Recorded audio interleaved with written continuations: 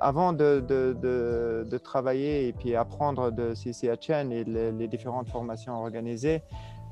j'ai eu l'opportunité de participer à un cours CSR, donc pur CSR, ça fait quelques années en arrière, et c'était la négociation. Et je me rappelle toujours la question, oui, le CSR, est-ce qu'on négocie ou pas? Alors que dans notre langage courant, on dit toujours qu'on négocie. J'ai l'impression que le terme négocier, quand c'est prononcé par plusieurs, et en particulier quand ça vient de sièges, c'est plutôt l'équivalent de persuader. On négocie l'accès, ce n'est pas pour donner quelque chose en contrepartie ou accepter quelque chose qui est moins ce qu'on veut, mais plutôt j'ai l'impression que c'est utilisé comme l'équivalent de persuader pour qu'il nous donne l'accès. Dans des situations de conflits armés, on nous demande beaucoup qu'est-ce que ça veut dire neutralité, qu'est-ce que ça veut dire les principes humanitaires,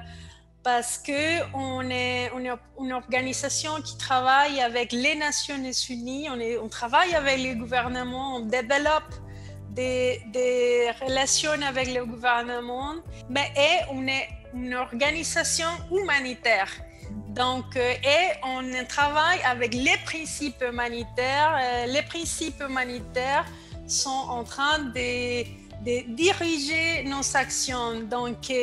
c'était difficile d'expliquer ça. J'ai appris qu'au-delà en fait, de la question des lignes de front où ça tire, on parle aussi des lignes de front idéologiques, où en fait on est comme une sorte de croisée, une sorte de convergence entre les différents acteurs qui sont littéralement opposés dans leur stratégie, dans leur méthode, comme les organisations comme les organisations des Nations Unies, les organisations du mouvement de la Croix-Rouge et d'autres organisations qui, a priori, n'ont pas la même façon de négocier, n'ont pas les mêmes méthodes, les mêmes approches par rapport aux acteurs, décident de converger dans leurs approches en termes de négociation, en termes de manière de propulser l'accès ou l'acceptance en fait, des acteurs humanitaires sur le terrain. Donc, on ne parle plus simplement de lignes de front où ça tire, mais on parle désormais en fait des lignes de front idéologiques où on laisse en fait notre radicalisme ou en fait on quitte notre propre zone de confort pour aller vers une convergence interne des acteurs humanitaires pour gagner en fait cette convergence aussi sur le terrain.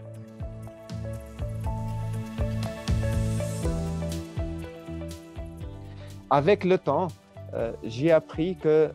comment on présente les choses, c'est important. Et là, la terminologie que j'utilise a changé pour parler plutôt des gains, des intérêts communs, d'espace où on partage avec l'État un intérêt et un gain commun, plutôt win-win situation comme on dit régulièrement. Mais en changeant la posture, si tu veux, de la discussion, de je viens avec un droit et je demande à l'autre acteur de le respecter, l'exemple d'avoir l'accès, ou je viens avec non, ce n'est pas un droit, mais c'est j'offre quelque chose et j'ai besoin de trouver un espace commun avec l'autre partie avec qui je discute et je négocie, ça nous emmène à utiliser une terminologie différente,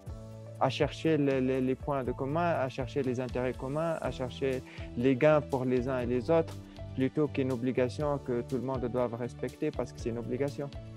Quand je suis dans une discussion spécifique avec soit la communauté, soit les partenaires, soit le gouvernement, je change un peu la manière de le présenter. Donc, je pense qu'on développe un peu cette capacité de jouer un peu avec les mots. Pour moi, ça repose la question centrale de faire en sorte que la négociation soit comme ce qu'on appelle un soft skills, des qualités ou des capacités nécessaires pour un acteur humanitaire.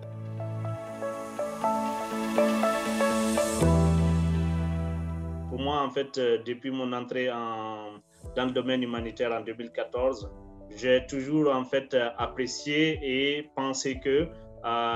les personnels en fait locaux est une pierre angulaire de l'action humanitaire. Plus en fait la responsabilité est attribuée et renforcée au niveau local, plus on a la chance en fait d'avoir en fait des bonnes analyses contextuelles, des informations réalistes et en temps opportun sur les contextes, mais sur aussi les acteurs. Il y a clairement dans le monde humanitaire, parmi les contreparties, des acteurs en fait qui spécifiquement en fait pourraient mieux pencher en termes de négociation lorsqu'en fait ils ont affaire à un acteur extérieur, mais il y a une base beaucoup plus large en fait de ces acteurs-là qui, s'ils ne sont pas pris en fait sur la base en fait locale, sur la base en fait d'une évolution croissante et d'une implication en fait des acteurs qu'ils connaissent et des acteurs en fait dont ils peuvent vérifier la crédibilité et le parcours social. C'est une spéculation, c'est un point de vue à moi. J'ai tendance à croire que nos collègues résidents, ils seront plus dans cette dynamique de trouver des compromis plutôt que de venir d'une position de force de la loi à faire respecter par leur autorité. Je pense que cette relation, un collègue résident vis-à-vis de son autorité, ça va influencer énormément la terminologie utilisée, l'approche utilisée, ce qui peut enfin donner des meilleurs résultats à observer.